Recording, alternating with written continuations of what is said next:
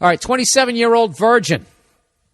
Jesus Christ. Hey, Billy, I'd love to hear your humorous take on my pathetic situation.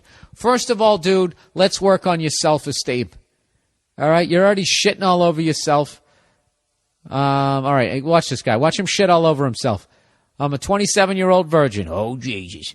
That's what he wrote. Now, your first question is going to be, how the fuck did that happen? Well, to protect myself, I'd actually prefer to keep my background as quiet as possible. Hey, I'm not trying to get you to rat yourself out.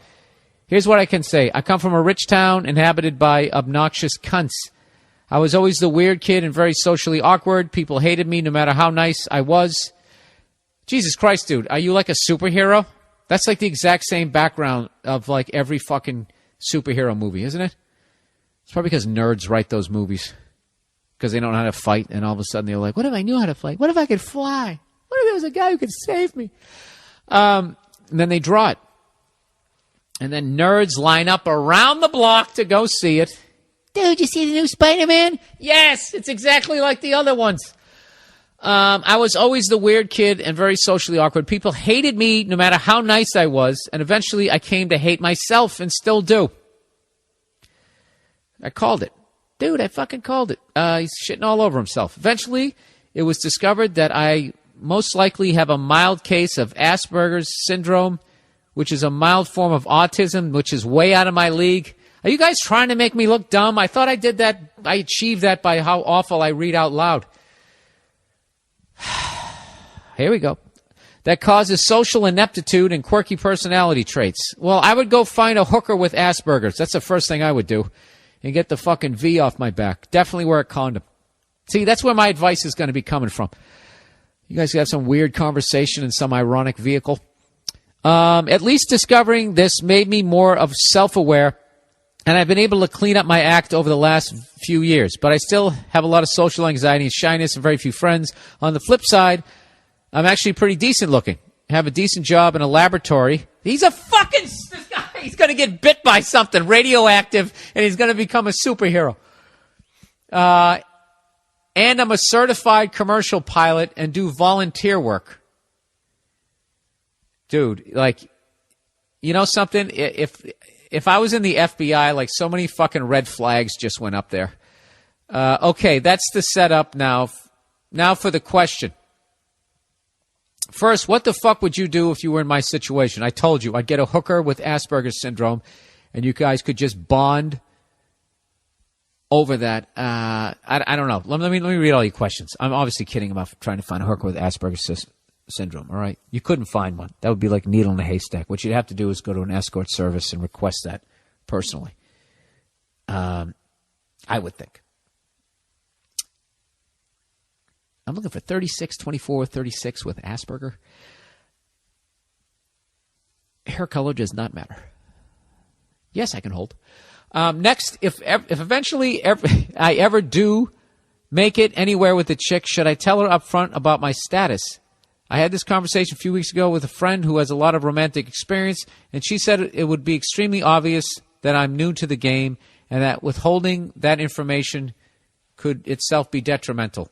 But I also know that if I do tell a chick I'm 27-year-old virgin, she will demand an explanation before going any further, and it will send up red flags for the most. What do you do, Bill? Thanks for doing your awesome podcast, and go fuck yourself. All right, this is what I would do. I would just start hitting on every chick that fucking interests me, and I would be just totally honest. Tell her what your situation is, and you know, if she doesn't accept it, then fuck her. Let her walk, and then you don't have to deal with any of the bullshit. You just fast forwarded through a 3-year fucking horrific relationship. I would just be upfront with people. I wouldn't open it with, "Hey, you have beautiful eyes, and I have Asperger." I wouldn't do that. You know, I would work on my self-esteem. I wouldn't talk shit. You shit on yourself right out of the gate.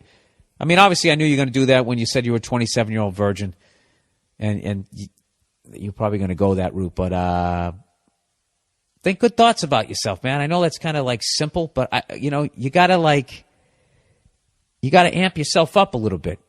Go out there and, you don't have to go find the chick of your dreams, but just go out. You don't got to tell some girl you got fucking Asperger's syndrome. You don't.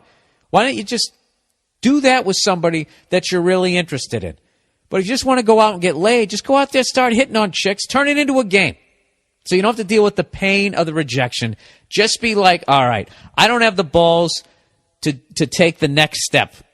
Whatever that step is, peeling yourself off the fucking wall, striking up a conversation, just saying hello to a pretty girl as she walks down the street. Just try to get over that fucking hurdle and give yourself permission to suck.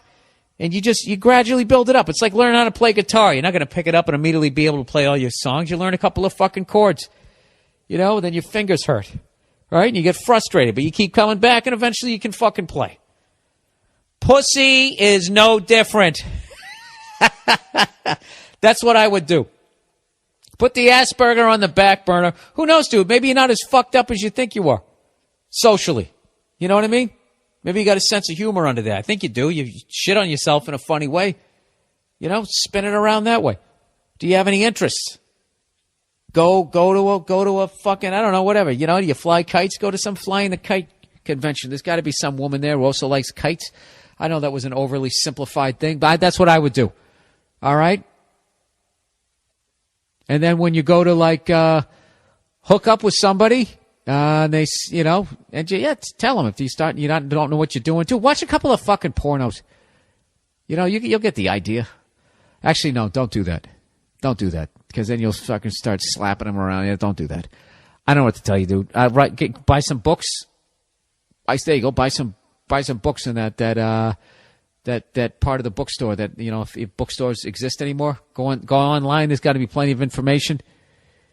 I bet if you literally looked up finger banging technique, if you looked how to kiss, I bet there's just going to be reams of fucking information. I've never done that because I never had to. Oh, just kidding. Of course I had to. You think that I didn't wish that fucking information was around? Way back in the day when you had no idea, you just practiced kissing your fucking pillow and tried to overhear conversations in the fucking high school cafeteria and try to figure out what people were talking about.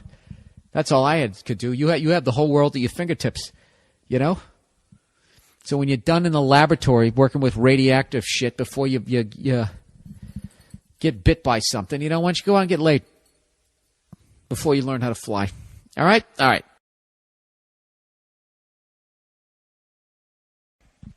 Last night, I was sitting on the couch, minding my own fucking business. I was watching Metal Mania on VH1. Metal Mania, Cleo. I think my dog is sleeping with its eyes open. Oh, no, she just moved her eyebrows. Dude, where the fuck did you just go? Huh? Cleo, whatever you're thinking about, it's going to be okay. All right? Anyways, what's weird? When my dog sees a squirrel through a window, it cries. like it's a long-lost buddy. But if my dog is outside and there's a squirrel, if there's no window between my dog and the squirrel, it will try and rip its fucking head off. So does anybody know anything about dogs? What is it crying about? Is it crying like, oh, I want to rip its head off? Oh, I wish I could just end that thing's fucking life. You don't make any sense to me. Anyway, so I'm watching fucking Metal Mania. Alliteration. This has got to be a hit show, right? So I'm watching this shit, and at the risk of pissing off a lot of listeners, I think most metal/hair metal, it arguably is the worst fucking music ever made. Worse than disco. I don't know why disco gets such a bad rap. Like, disco is the default example of bad music, the way Hitler is the default example of evil. Dude, he's the next Hitler. It's always the next fucking Hitler. Never Pol Pot. Never fucking, I don't know, pick another. I don't even know another one. Ivan the Terrible. Was that a wrestler? Or was that a comic strip?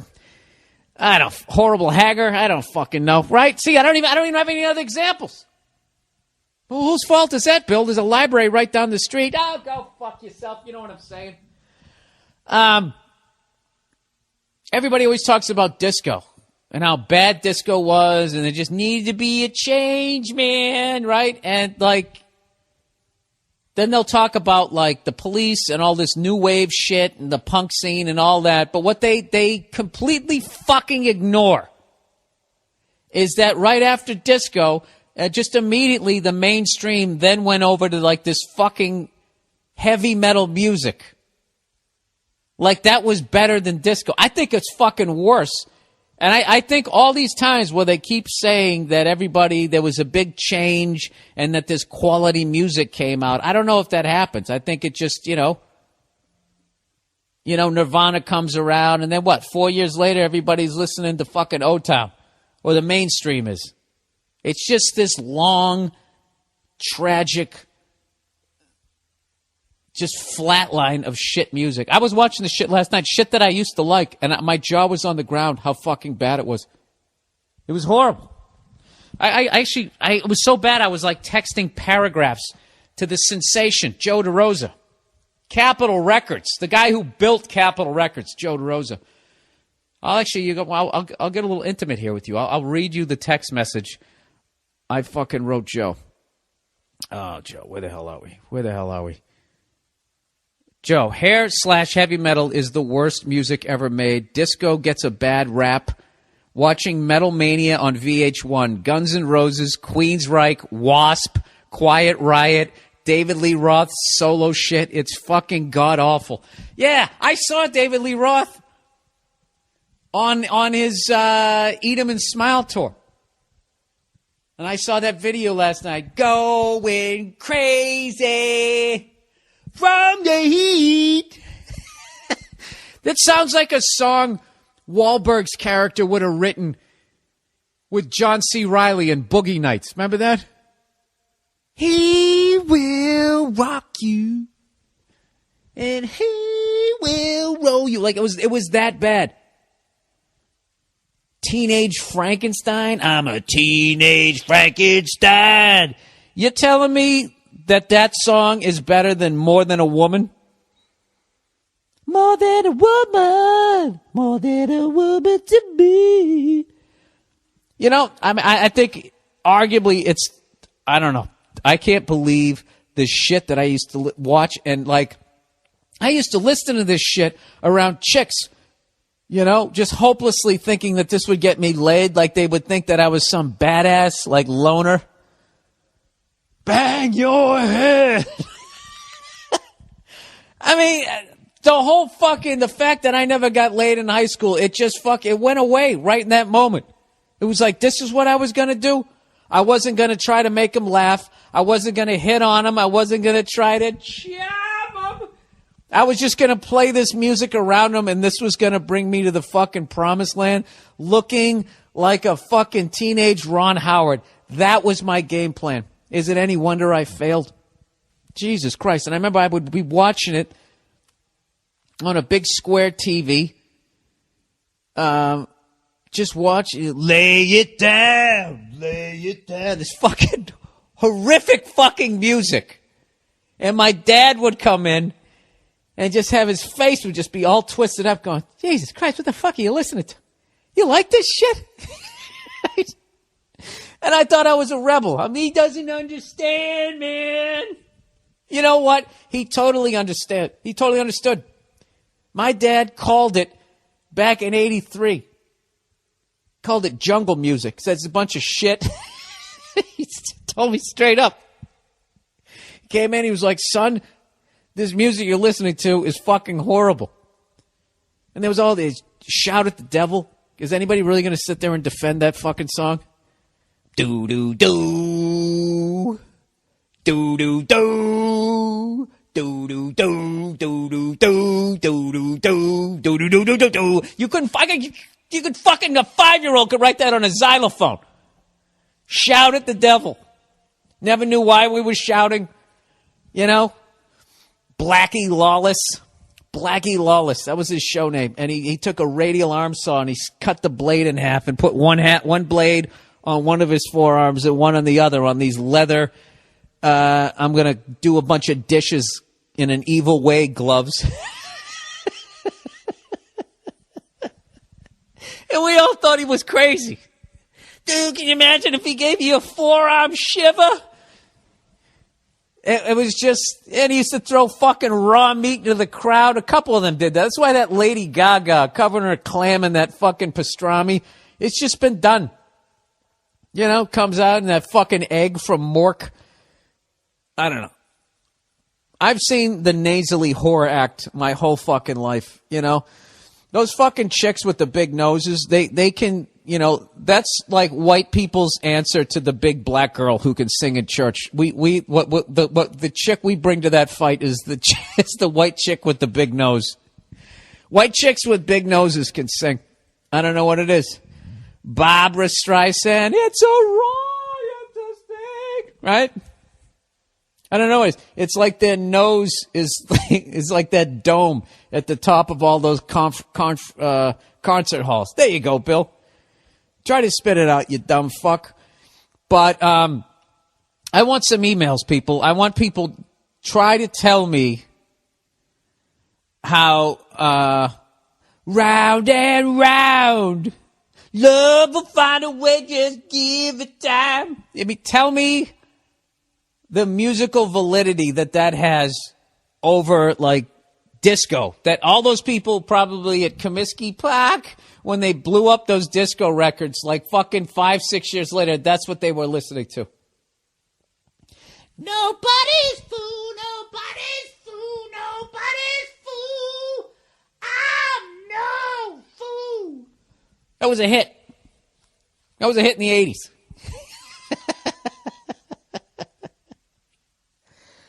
Wow. Do I owe my dad an apology? I was sitting there just one video after a Queensryche. I mean, all this stuff that I thought was just fucking unbelievable. You know what? I'm going to get emails this week. It's like, I don't know what it's going to be. It's going to be like, people either going to be like, yes, absolutely. There's going to be no middle ground. People are going to 100% agree with me, or I'm going to get punched in the face by Eddie Trunk.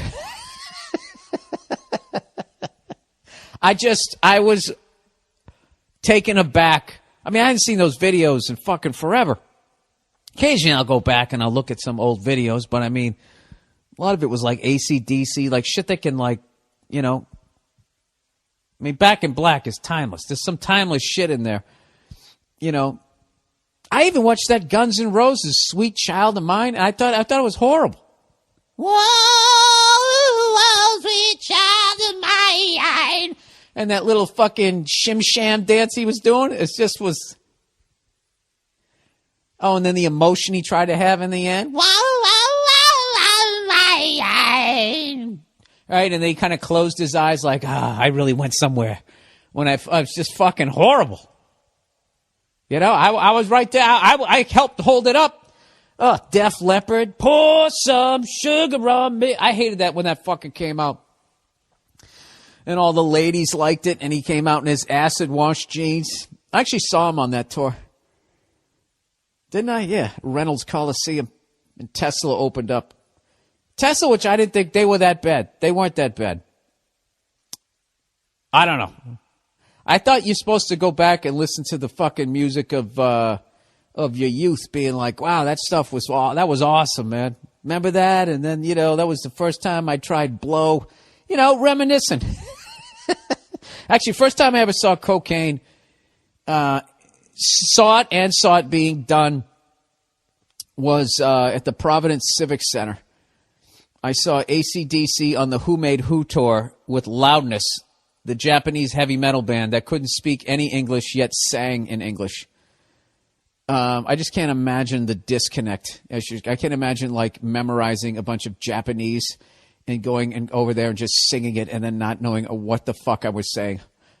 Going out there, and everybody going nuts and just standing there like, I have no idea what I just said. T-shirts are $20. Did I just say that, or did I say, are you ready to rock? I have no fucking idea. Anyways, so I saw them. They opened up. And anyways, we were out in the parking lot, and we're drinking beers, thinking we're crazy. Driving, of course, because it's the 80s. This is right before MAD kicked in, and they used to bring, like, wreckage from a fatal drunk driving accident. Did anybody else in high school do that? They actually brought a car from a fatal drunk driving accident, and they dragged it onto the lawn of our campus, if you want to call it a campus, a little island with a tree. They just left it there, and we all just stared at it, trying to figure out how many people were in the car, how many people died, and then we just walked away like, you know, and you're young. You don't give a fuck. 10 minutes later, you're talking about, dude, I'm getting fucking wrecked tonight. Wrecked. That was the word. I'm getting wrecked. Getting destroyed. Hammered. Right? So anyways, we're driving down there. Beer between your legs, as you do. It's the 80s, you know? You fucking lifted weights all that week. Never, all of it above the waist. Curls. Fucking benching. Shoulders. Nobody did squats in the 80s. Nobody did, right? So you got your fucking tight 501 blues on with your little pencil fucking legs, and then your overdeveloped upper body, your stupid gold chain, and you had a beer between your legs. That's how you did it. So we're fucking going down. They were probably on 8 apiece, fucking hammered. I was driving this piece of shit 83 Ford Ranger. I got like 5 fucking drunk friends in the back, which was still not even grounds for getting pulled over. You could just have people in the back like you were bringing fucking turkeys off the slaughter. Nobody gave a shit, right? So we pull in, and right as I pulled up, and I got a parking spot, there was this kid. He had his door open, and he kind of had like a Sammy Hagar meets John Fogerty haircut, blonde hair. And I remember he fucking did a line right as I was pulling up, and I had fortunately had my window up, and he saw me, and he saw we all had AC/DC T-shirts on or whatever, and he just got out of the car, was just like, yeah! Screaming. It's like a haunted house. He came right up to the fucking window, and I was just trying to take it all in, like, okay, how am I supposed to behave around somebody with who's on coke? Does this guy have, like, you know, Hulk strength right now? Is he going to tip over the truck? Anyways, that was the first time I saw blow.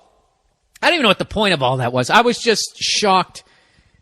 Look, I know it wasn't all bad, like the early Metallica, you know, right through Injustice for All. I know that stuff was great. But I'll tell you, it is slim fucking pickings, my friends. Slim pickings. I don't even know what to tell you. I mean, I even go back sometimes. I try to listen to Appetite for Destruction. I know that's this watershed fucking moment in that music, but some of those fucking songs, they're out to get me, so you can suck me. Take that one to heart. Ugh. Kill yourself. All right, that ought to get me a lot of fucking criticism. The 1980s. The fucking 80s. Did I nail it, though, by the way? Everyone had the 501 blues. Remember that? Buttonfly, dude. Washed him 3 times and your nuts couldn't breathe. You know? And you wonder why you got all these fucking crazy kids that need to be on drugs now. Hey, what is worse, hair metal or some of that fucking patriotic country music post 9/11? What is worse to you? What is more cringeworthy? You know, Shout at the Devil, or that Toby Keith, Uncle Sam's gonna put a boot in your ass. Ugh. Oh my God. Every dime that guy made in that song should have been thrown in his face and then given to the troops, or something else, or just, and then a partial of it would be to incinerate any record that track was ever recorded. The most pandering horseshit you could ever come out with. I hope I didn't piss you guys off too much by fucking trashing all that metal shit. You know, I have half those T-shirts, and I went to go see that. I was just embarrassed by some of that shit that I used to listen to. Oh, Jesus, right up until I was like 20, 21. Fucking brutal. What redeemable thing did I have? I did listen to the Beatles, the Doors, the Stones, all that white boy shit. Stevie Ray Vaughan. I did listen to Hendrix. I listened to all the big band swing through my dad. Shit from the 50s. I had such a weird musical upbringing anyways, which was actually good because it was kind of all over the map. I started hanging out with Patrice back in the day. Patrice was the one, rest his soul, got me the I still remember when he got in that same piece of shit truck that I went to the AC/DC concert in. 7 fucking years later, I'm still driving it, right? Making the sacrifices. Remember that? I told you, you don't get some fucking job and go out and buy a fucking new car. You just change yourself to your cubicle. I always kept I put a new engine in the fucking truck. Had somebody slap that in there for $1,200, pay that down rather than $12,000 for a new car like it was back then. So anyways, I still remember swinging by, picking Patrice up and going into Nick's, and he had the cassette tape of Ready to Die, and him putting that in, telling me that this guy was going to be the next guy. And then through all of that, like, he cured me of all the rap that a white kid liked who lived in a cul-de-sac. And he showed me all of that shit. So I had that whole background. All that stuff fucking held up. But the fucking metal that I listened to. I even watched, like, Lawrence Welk when I was a kid. One of the creepiest shows ever. Even that was fucking thrown in there. And it's funny, like, fucking almost 40 years later, I'll be walking down the street and all of a sudden Winchester Cathedral will be going through my head. Winchester Cathedral, bo-do-do-do-do, you're bringing me down. Am I really going to sing this? You could have done something, my baby left town. Oh, can I digress for half a second? Do you know it's the 20th anniversary of Nirvana's Nevermind? And I bought Spin Magazine. They had this giant article, and everybody was talking about it. And for the majority of people were just like, dude, when that album came out, man, I was just like, fuck hair metal. This is something different, and it's fucking over. Was I the only guy who heard that album and was just kind of like, hey, you know, I kind of still like Whitesnake. I did. I was too far down the hair metal trail. I didn't realize how good Nirvana was. And I hated Pearl Jam. Fucking hated them. I hated Eddie Vedder's stupid I'm in a trance on purpose face. Even when he'd sit there and he'd fucking have his arms up and his wrists were all fucking limp and he was making those faces on fucking purpose. He looked like he should have been on wrestling or something. He's crazy Eddie Vedder. I hated that fucking I still hate that fucking album. Even flow. Hate it. I like their other stuff. Vitology, I like when he stopped making the faces. You know what he was like? He was like Mel Gibson in the first Lethal Weapon when he was fucking acting like he was suicidal and it was so awful they had to make him stop. That's what Eddie Vedder was like in the first Pearl Jam. And then they'd go to fucking interview. Do you ever see that interview Kurt Loder did? If somebody can find this fucking video, they interview Eddie Vedder, and he's like literally in like the fetal position, making this face like he doesn't want to be interviewed. It's like, Eddie, you don't have to do the interview.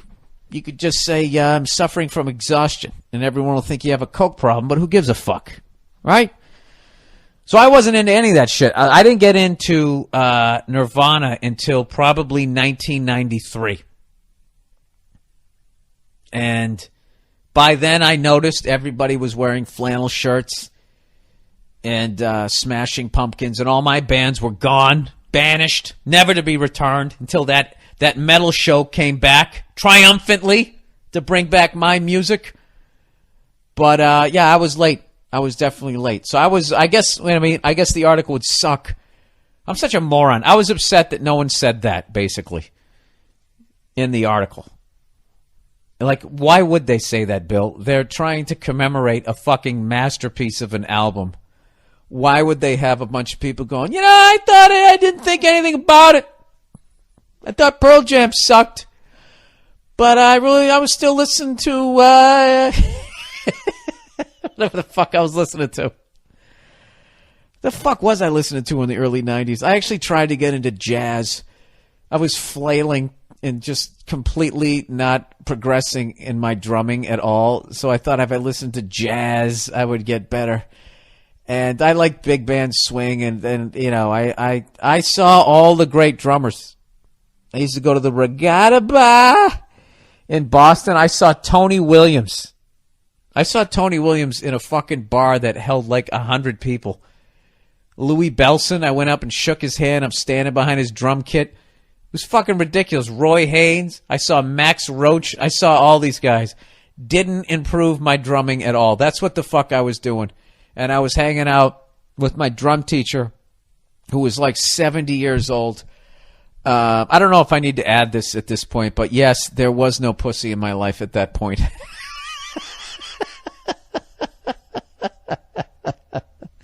So anyways, yeah, I kind of missed the beginning of the grunge thing. I'm not a Gen X. I think I'm old enough to be Gen X, but I'm not. I am a hair metal fucking 80s kid. That's who I am. I watched Family Ties, Full Metal Jacket, The Lost Boys. That was my shit. That was when I came up. I can't help it that that's what the music... I thought Cinderella was a good band. What did I know? Just a fucking redhead kid in the middle of nowhere. Yeah, so they were just... Everybody was just going... I just heard it, and I stopped in my tracks, and I was like, what the fuck is this? It's like, how did everybody know that? You know? I remember being annoyed by their first video. When Kurt goes to take the fucking solo, and he pretends like he's doing the tap-on solo, like basically making fun of all the bands that I was listening to, and I was kind of like, who's this douche? You know, you call that a fucking solo? Just basically playing the goddamn melody of the song through a fucking distortion pedal? I'm not saying any of these thoughts were right. I think the guy's a fucking genius and the album's fucking unbelievable. But that's where my head was at. That is honestly where my head was at. Like when Axl Rose had his run-in backstage with them, at whatever award show that was, when the bass player and now senator threw it up in the air and it fucking crashed down on his forehead. And I believe Dana Carvey was hosting, going, did you see what that fucking guy just did? I was rooting for Axl Rose. I think the only thing that I did respectively, as far as my music listening between 1988 and 1992 was I never bought Guns N' Roses' Use Your Illusion 1 or 2. I hated the fucking band by that point. When they had Dizzy and Lizzy and all these other fucking guys, and they had Matt Sorum, and the whole fucking band was gone. And he was running around in goddamn biker shorts, and he had that stupid white fucking windscreen thing. It was unfucking believable. It just went right down the shitter. So that's where I was at. I was sitting there going, I can't believe they kicked Steven Adler out. That guy's a phenomenal fucking drummer. Changed the whole sound of the goddamn band. Now Izzy left. That's what I was thinking of. I wasn't... My libido, a mosquito. Look at the windshield. Is that a mosquito? I wasn't listening to any of that. Yeah, I didn't listen to any of it. And then that fucking dude came out. No, that's when I started feeling old. I think when that album came out. And then Smashing Pumpkins came out. And whatever the fuck he was singing about, cats, Siamese twins. The hell was that song? I don't know. Despite all my rage, all that shit. I was trying so hard. But by then I was like 25 years old, and I got to tell you, it's fucking over. It's over. Music is for young people. All right, there you go. If you wanted to relive the early 90s through my fucking eyeballs, there it was. Jesus Christ, was that long enough for you? You know, that's why stand-up is a great thing. It's a great fucking thing. You get to make a complete ass out of yourself, feel like a douche, and then laugh about it, and then you feel better. All right, somebody needs advice. All right, hey, Bill, I got a couple questions and comments and stories. I went out with this girl last year. Before I went to the prom with her, It wasn't really a date, but it was just a chance to go out with her and get to know her before we went to prom. We ended up having a great time that evening and at the prom. I proceeded to Facebook her about a week later and asked her if she wanted to go out again. She basically said she would like to go out again, but not in a romantic way. Bum, bum, bum, bum, boo. All right, so now you took that emotional kick in the chest. After hearing this, I backed off and didn't pursue her for a month or so. In this time, she got a boyfriend. Boo-boo-ba-doo. Which honestly pissed me the fuck off, as well it should have. I had talked to her for about a week before she went out with this guy, and when they finally were officially dating, I told her I didn't want to cause trouble and that I didn't want to bother her. She replied by saying that she said she didn't want to go out again with me is because she was confused about how I felt and seemed when we first went out before prom that I wasn't interested. Isn't that funny after she said, let's just go out and be friends? Right? Didn't she? Did I already forget the first part of this? We saw each other maybe 2 or 3 times again through birthdays, graduation parties until I went off to college and she went back to high school. I am now a freshman in college and have made no friends on account of my horrific people skills. I feel like I should go after college girls, but I can't stop thinking about the high school girl and feel like she is light years ahead of these big-titted, shallow college girls. I also feel like she's the first girl that I ever felt comfortable hanging out with, although she seems like she would be a hard girl, too, to woo, as she is really intelligent and I am unsure if she likes me at all. I was wondering what you think and if you have any tips on how to really impress girls besides the cliche confidence or expensive shit. All right, dude, you said something back here that really just rang a bell. Wait a second. We each 2 or 3. This sentence right here, dude. I am now a freshman in college and have made no friends on account of my horrific people skills. All right, dude. That's right there. That's the money right there. That's what you need to work on. All right? Dude, this girl's still in fucking high school. You're off at college. You know what I mean? You're at college. You're living at college. That is the ultimate fucking nightclub for the next 4 years. It's the greatest nightclub of all fucking time is living at college. There's just women everywhere. They're on every fucking floor. They're in every goddamn class. You don't even have to, you don't have to walk into a nightclub like, hey, baby, what's your sign? Did somebody steal the lights out of the sky and put them in your eyes? Right? You don't have to come up with stupid shit like that. You know what?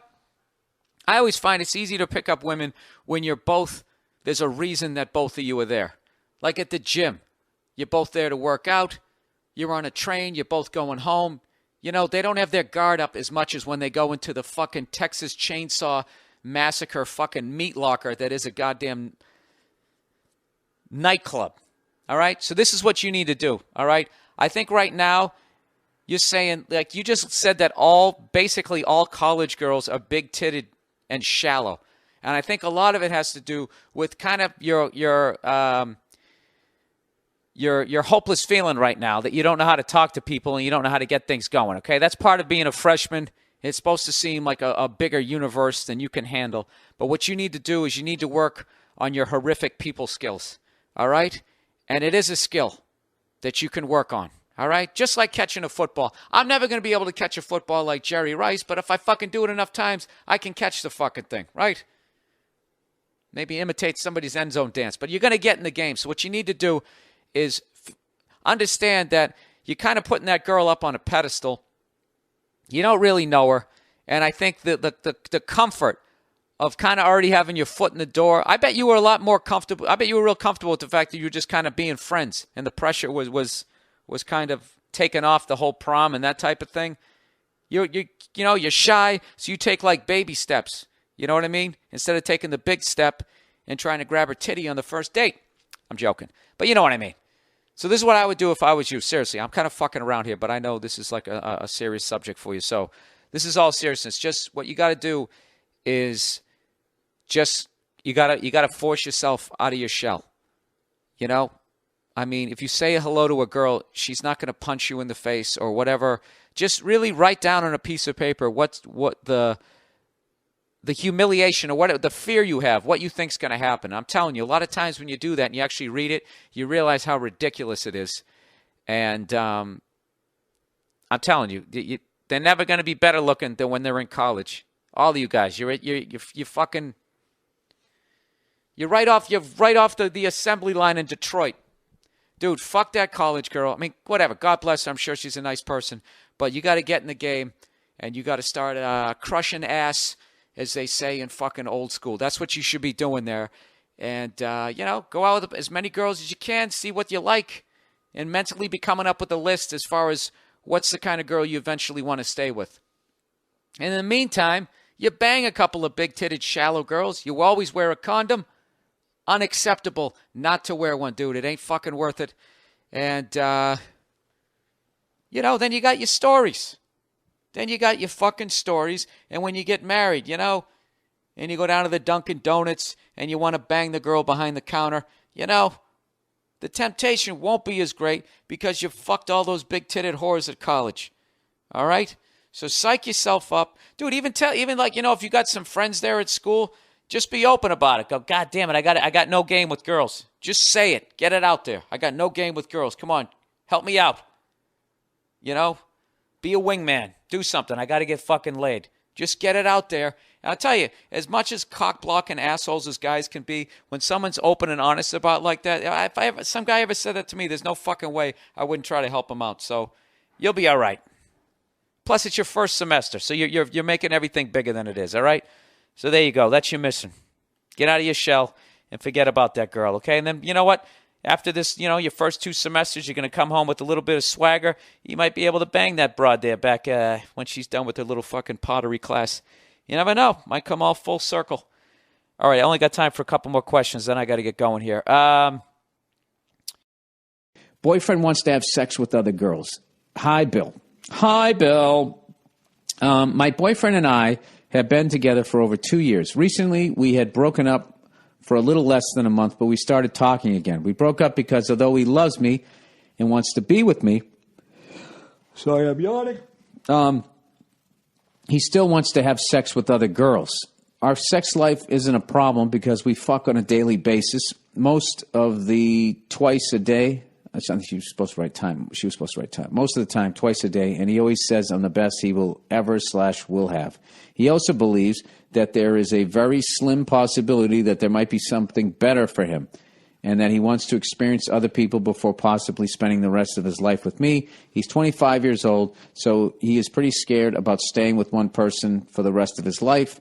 We are both not ready for marriage or that type of relationship, but I feel that ending a 2.5-year relationship over his urges isn't the right thing, especially since he still loves me and wants to be with me. He's pretty unhappy, but he knows that being with other people won't help because he will feel the exact same way as he does now. He tells me that I am amazing and beautiful, and he wants to have a perfect relationship, so I don't understand why he wants to leave that for something that is most likely going to be shittier. I can't go through another breakup with him because it was horrible. While we were broken up, he did have sex with one girl and talked to multiple girls, but he didn't feel any better, and he was still unhappy without me. Please help. I don't know what to do, and maybe this can help him as well. Thanks a bunch. Well, first of all, I'm not a fucking relationship expert, but first of all, I got to give him kudos for just being honest, saying that this is what I want to do. Well, I'll talk to you because he didn't write in. So I would just say that, unfortunately, this is where he is at 25, and you're not. So if he wants to fucking go out and do whatever the fuck he wants to do, let him.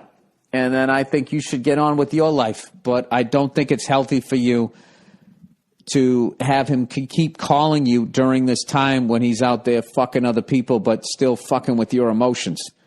So I think you let him go and let him go do whatever the fuck he wants to do, but you don't have any contact with him. That might be a guy thing where you need some sort of closure or some shit and gradually talk and then talk less and less and less. I don't know. I'm a fucking psycho when it comes to that shit. So that's what I would do. I would say at this point, what he's doing is he's trying to do what's right for him, so you have to do what's right for you. He's putting himself first and his wants first, so you should do the same thing. And there's nothing wrong with what he's doing. He could have fucking lied and said that he didn't have urges and then gone and fucked around and, I don't know. No matter what, he was going to end up hurting you, but he did it. He did it the right way. He told you he broke up with you, and yeah, he's got to go figure some shit out. But I don't think he needs to be calling you up and talking to you after a month and getting your heart going again and giving you hope. And then, but I don't know what I want to do. But I still love you. But yeah, go fuck yourself with your wishy-washy shit. All right, you know. You're beautiful, you're young, you got your whole life ahead of you. You know, fuck them. Just fucking, I don't know. Why don't you have a little you time over the next 2 to 3 months? See where you're at. Make a little list. Figure out what you want out of life. You know, who knows? Who knows? Maybe he'll come back to you and be like, you know what, it sucked, and you want to take him back. Maybe you won't, but I think you need to focus on yourself and not him. That's what I would do. Because you didn't pull the trigger, he did, so there's no guilt on your end. But it's a shitty thing to do that to somebody and then come back like a month later and drag you through that hell all over again, but then not get back with you and make some sort of a commitment. To just go back and be like, oh, you know, I hooked up with one person, but I still miss you. You know, because then you're going to be like, yeah, so what does that mean? Does that mean he loves me? And you got to sit there playing that mental tennis? Fuck all that. Fuck all that. Yeah, right there, wishy-washy. We'll see you. Just tell him what you need. You need, 100% commitment. That's it. You're either in it or you're out of it. I respect you, the fact that you're honest, but, you know, I don't need you fucking hemming and hawing every fucking 4 weeks, dragging me back down to that emotional pit. I'm done. Get on with your life. That's what I would do. You know? This fucking jackass. And then the second you're getting on with your life, he won't want to lose you. And then he'll come back, and just so he won't lose. He's one of those fucking guys. That's what I'm thinking.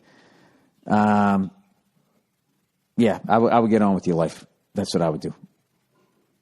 I hope that's good advice. I had no idea.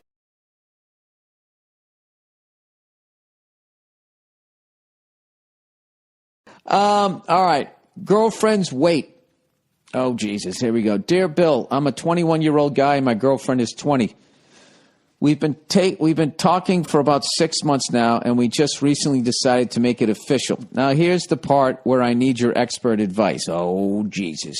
How should I go about telling her I think she needs to lose weight? She's not a fat ass by no means, but she could lose a few pounds. I sound like an ass. I know I sound like an asshole, I think is what he's supposed to say. Yeah, I know I sound like an asshole, but I care about her and want to see her be more confident. Thanks for the help. I enjoyed the show in Long Beach. How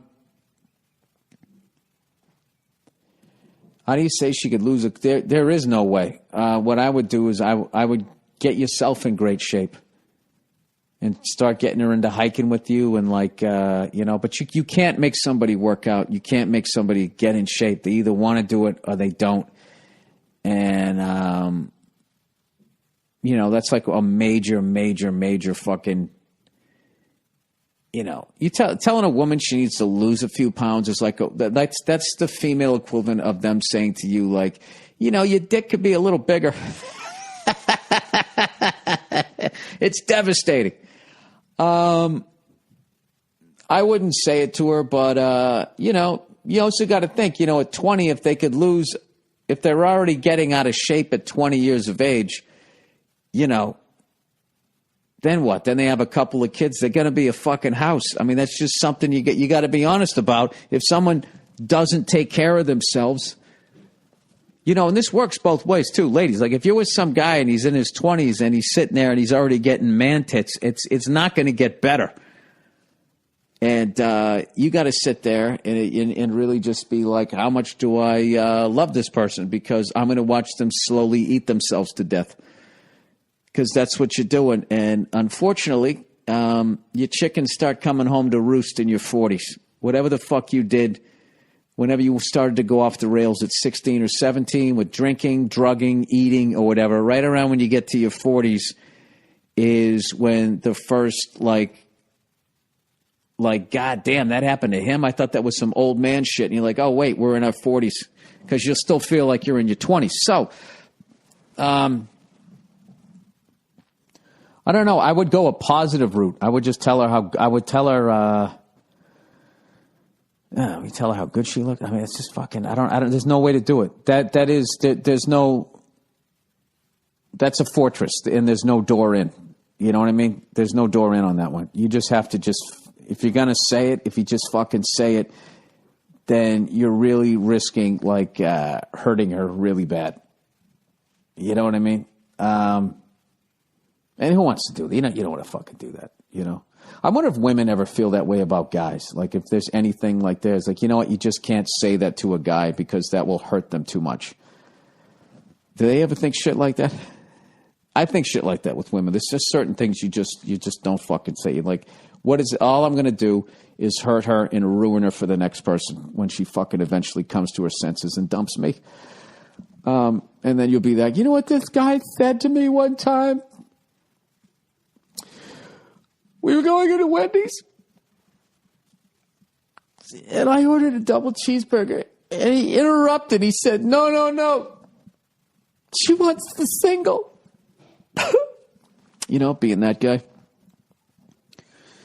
No, I don't know. I don't know what to tell you. I can't tell you this, though. I feel like when you are, you know, aside from just owing it to yourself to try to stay in shape, when you're in a relationship with someone, to just fucking let yourself go and just become a fat fuck and, you know, to just not have the consideration that somebody is sort of obligated to have sex with you, to just try and remotely keep yourself looking halfway decent.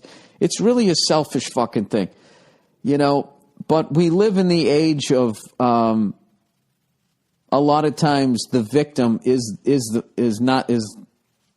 considered like the antagonizer. You know what I mean? I would never do that to Nia. I would never just fucking put on 100 fucking pounds and just come waddling into the fucking bedroom, you know, roll over on top of her. And she would be completely grossed out, and every woman listening to this probably just went, picture that. Me, 100 pounds heavier, naked, sweating on my upper lip, crawling into fucking bed. Yeah, exactly. Isn't that disgusting? Well, that's a two-way street, sweetheart. You know, we don't want to see you come fucking waddling into the room. You know, your hips taking out the fucking door jamb. You know what I mean? It's not, it's not fair to either person. You know, when you really look at it, nobody understands that more than gay guys. I would say that gay guys have the most respect for the fact that someone's going to hook up with them. You know what I mean? I wonder if they're pound for pound in the best fucking shape than anybody else. Or is it because they're trying to attract guys and they know guys are, I can't even say that shallow, because they always say that guys are shallow. When it comes to that, we are. But like, you fucking hold up something shiny, a woman's like, I want that. You know, they're just as bad, right? Ah, Christ, I'm all over the map.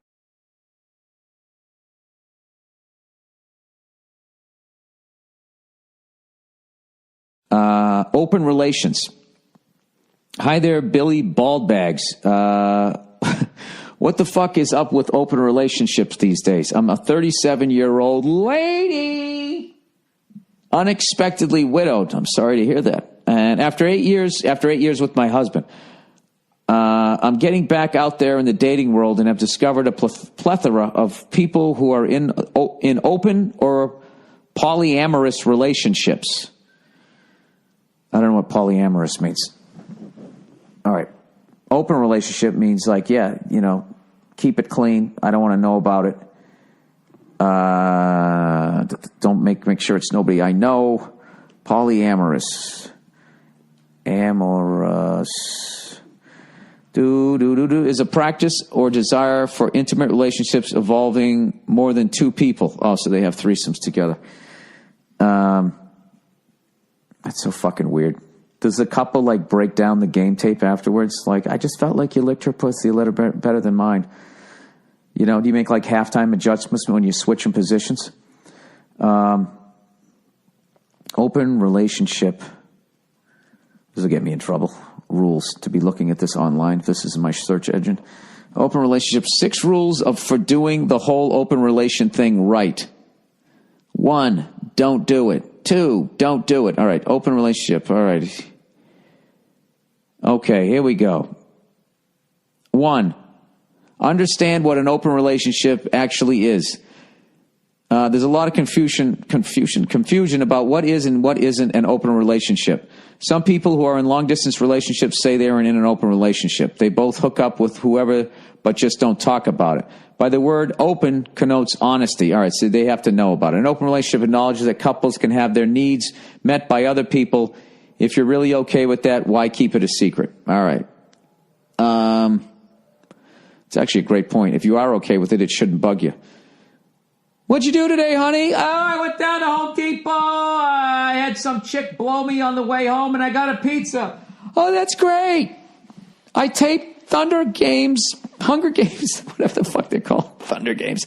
Make sure you're doing it right, doing it for the right reasons. Are you interested in an open relationship just because you want to be with other people? Or is it that you're interested in physical experiences with other people, but you want to stay committed to sharing your emotional and spiritual self with one person? This is where it gets complicated.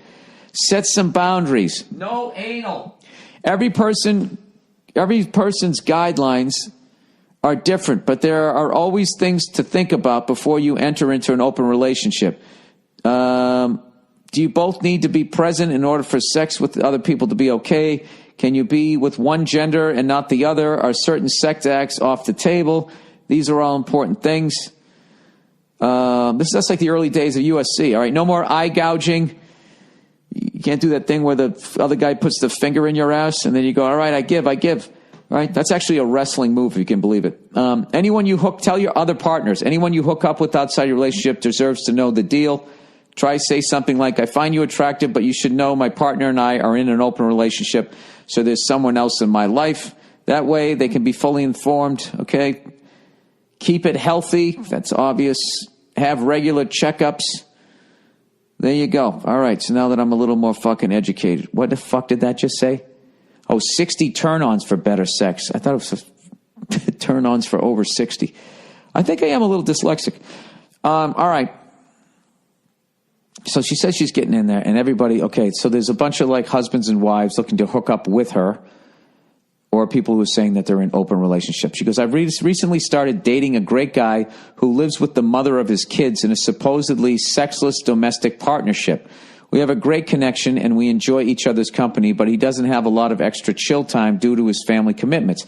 I have kids too, the same age as his even. I keep telling him, let's all hang out together, but he is hesitant, which makes me question the openness of his open relationship. Or maybe he just wants to fuck you. Right? I keep telling him, let's hang out together. Okay. I should have walked away sooner, but he gives really good head. Jesus Christ. I'm not ready for anything too serious. I just wish he had more time to spend with me socially. This seems to be more and more common. These, I'm so cool and modern, I'm going to fuck you and then go home to my wife hipsters. Should I keep seeing this guy? Thanks for your insight. I'm a former Bostonian living in Hawaii. I'm a huge fan. You keep me laughing through some hard times, and I fucking love your old freckled face. Moi. Oh, thank you. I would say, I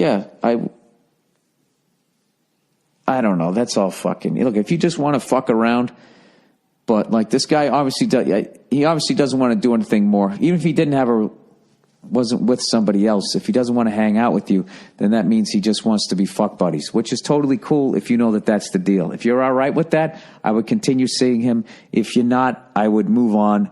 And if you're sick of meeting people like that, I'm sure there's men who, that didn't work. I was going to say men who are sick of meeting women who are in an open relationship.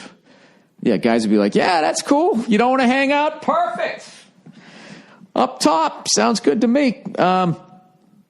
Yeah, if you're your age, how busy you are and all that shit, I'm not trying to be a dick. I'm 10 years older than you, so I'm not talking down to you. You're 37, you got fucking kids. The kinds of people you're going to meet in the civilian world are also going to be married with kids, I'm saying, or divorced, I mean. I would join a dating site. That's what I would do. And just say what you want. I would fucking go out and try and find it. When you're ready.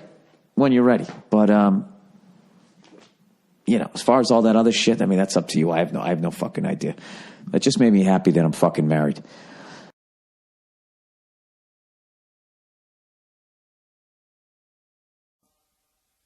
Was there a point? Oh, yeah, I was reading about this fucking nerd. Which, by the way, people, can nerds go back to being beaten? for no fucking reason at all.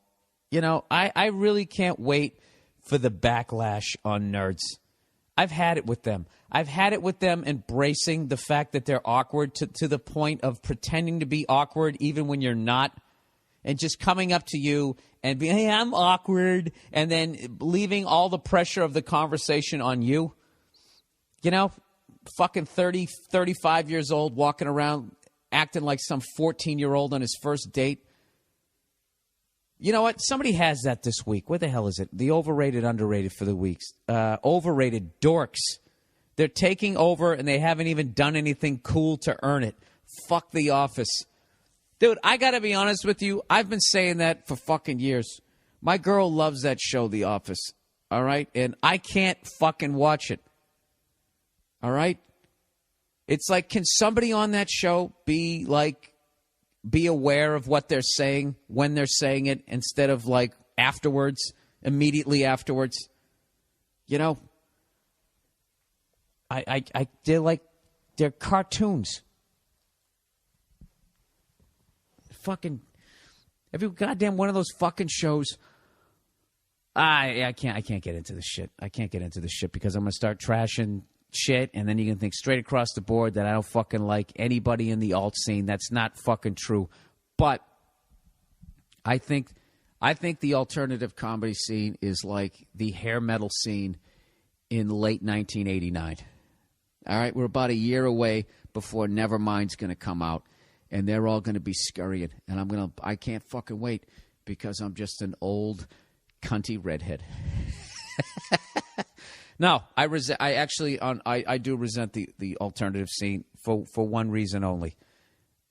And that's because that scene created a situation that it basically distilled all of the horror out of attempting to be a comedian. That's what I don't like about it. Okay? No heckling, no drunks, no obnoxious behavior, no aggressiveness from every fucking reason that it takes balls to be a comedian. Every fucking reason why people who wanted to be a comic but never fucking did it, you've removed from that situation. And you've just created like this fucking comedy womb. You know? And on the top of that, it's like you're performing to just this it's like a radio station. It's not even a crowd. It's like I go fucking radio station. I only perform to hipsters ages 18 to 24 who wear skinny fucking loose jeans and have black frame glasses. It's like, and then if they have to go down to a fucking comedy club, when their jokes don't go over, they act like the crowd is dumb. Rather than, no, you're like a specialist. You're like that guy who plays on the football team and only goes out, you're like the long snapper. You know what I mean? You only can play one fucking position, and you turn around and you're blaming the fucking crowd. I don't know, dude. I just and then on top of that, the amount of shots that over the fucking years that they've taken at Club Comics, like we're all a bunch of hacks over there, you know, talking about airplane food, like they're above us, and then every fucking I'm going to talk to Bobby Kelly about this shit on his podcast, hopefully this week, because we were talking about some of this shit. And anytime, then what happens is, right, then you go to do some benefit or you go to do some sort of fucking comedy festival, and then they put Club Comics and alt comics together. And what happens? All those fucking alt comics go on early. You know, one in particular is always fucking trading up. He can't go on early enough, despite the fact his face is all over the fucking posters. And then who's got to mop up in the end 2 hours into the fucking show? A club comic. You know? Oh, those fucking alt comics, and they're all fucking nice to you on those shows. Hey, how are you? I'm a real big fan of you. Fucking really? Are you? Are you there nervous? Go on second, go on third, and then fucking run out with your book bag, you cunt. Oh, the floodgates have opened. I've had it. I've had it with fucking nerds. I get it. I get it. All right? You're into Comic-Con. I get it. And if you're not into Comic-Con, then you're fucking stupid. Is that basically what it is? Cheesecake, baby. It's the cheesecake. Just for the record, the alt scene was started by Club Comics. All those guys, David Cross, Bob Odenkirk, Dana Gould, Mark Maron, beasts, all of them. All of them. They could perform in fucking in off-track betting, and they could have a great set. But inadvertently, I think, you know what they did? They're almost like rich people who have kids, you know, and they struggled up through all this shit, right? And then they just have these kids, and their first car is like a Maserati, and they wrap it around a pole, and there's like no ramification. That is my overall generalization of my problem that I have with the alt scene. Is it's like stand-up comedy while wearing like training wheels, and you never take them off. Okay, Bill, we got it. You've made your fucking one-sided argument. All right, there we go. That ought to get some fucking emails. It's another Black Friday, everybody. Another Black Friday where people who have absolutely no respect for themselves and their own fucking well-being go down to a fucking store to find 3 BB guns that have been marked down 80% while everything else is the exact same fucking price. People, I say this every year. You're better than this. Have a little bit of fucking respect for yourselves. All right? Why don't you stay home today? Stay home. Chill out, you know? Enjoy the rest of your Thanksgiving weekend. You know, and then next week. How about Monday night after work? Why don't you just waltz into the store?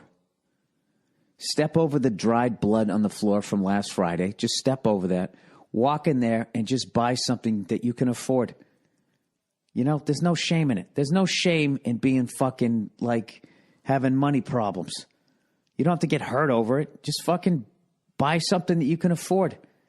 And that's it. It's just shit. It's stuff. Like that fucking TV that they're saying used to be $1,000. Now it's only $40. You're going to go in there and do like fucking, you know, $5,000 worth of damage to your limbs trying to get to the thing. And then for what? It's a flat screen TV. It's not going to be worth shit in fucking 2 years. 2 years is probably not even worth, well, maybe it's worth $40. I don't know. Here's my thing. The second there's a fucking line in pushing and shoving, I've always just said, you know what? Fuck that. Occasionally I've fucked up. Occasionally I've gone down to like, you know, I don't know, Pink's Hot Dogs on fucking La Brea and stood in that line for 90 minutes to get a fucking hot dog that just tasted like a hot dog. And I was like, yeah, there you go, Bill. What'd you learn? Huh? What'd you learn? I'm trying to think what would be worth, I don't know, the planet's going to explode in fucking 2 hours, and then there's a 90-minute line. I would stand in that. But then I'm also thinking like, all right, so then we're going to be up there in, what, outer space? Wah, wah, wah, wah, wah, boo, boo, boo, boo, boo, right? It's like 90% fucking men, you know, one black chick up there. Was there any other fucking women on Star Trek? Is that why Kirk always landed? Am I doing hacky material from the 80s? Is that why Kirk landed and fucking was so horny every place he went? Fucking them green bitches. Sorry. Look at these goddamn people. Jesus Christ, just grabbing at some big fucking TV, bursting through. I don't know legally how they're allowed to do this. Like every year somebody gets fucking hurt. It's like, how is this not inciting a riot? Black Friday on sale from 8th to Friday, November 28th, some sort of fucking TV. Everybody with their big winter coats. Look at this guy. Fucking 3 adults just completely losing their fucking composure. And then I love the TV cameras. They're sitting there laughing, watching all these fucking people. It seems a little less violent. Did you guys see the video clip of the woman just... she's clinging to a flat screen TV as somebody else drags it down the aisle. She's got like, what the fuck are you doing? What are you doing? Oh, they hoard it up here. Cheerleaders keep crowds going at the Wembley store in North London. Oh my God, this is England. I love it. They bought into it too. Oh, that's tremendous. That's fucking tremendous. Just when you think we can't get any dumber, old fucking London comes in to fucking save our ass. Little Tyke's Playhouse. Well, at least he went there and got something for his kid. I don't know. I don't fucking get it. Anyways, It's not worth it. Do you know the other day I was looking at cars, right? My wife needs a new car, and I went in and I looked at the car, and as I was getting out of the car, another buyer comes along. He goes, "What'd you think of it?"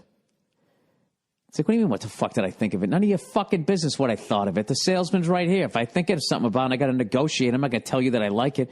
And then he gets in the car to go fucking test drive it. So then the fucking salesman's going, "Oh, well, you know, so what are we doing here?" It's like, I don't know. What are we doing here? I just took that thing for a ride. That cunt just drove away in it. So now what? Now what? I'm going to fucking bid on the car against this fucking guy? Sell it to him. "Sir, my friend. Ah, go fuck yourself." And that was the end of the day. I don't do that shit. I start competing with this guy. I honestly, I just don't give a shit. I don't give a fuck, right? Am I nuts like that? Am I crazy? Is that insensitive? At some point, I'll figure it out.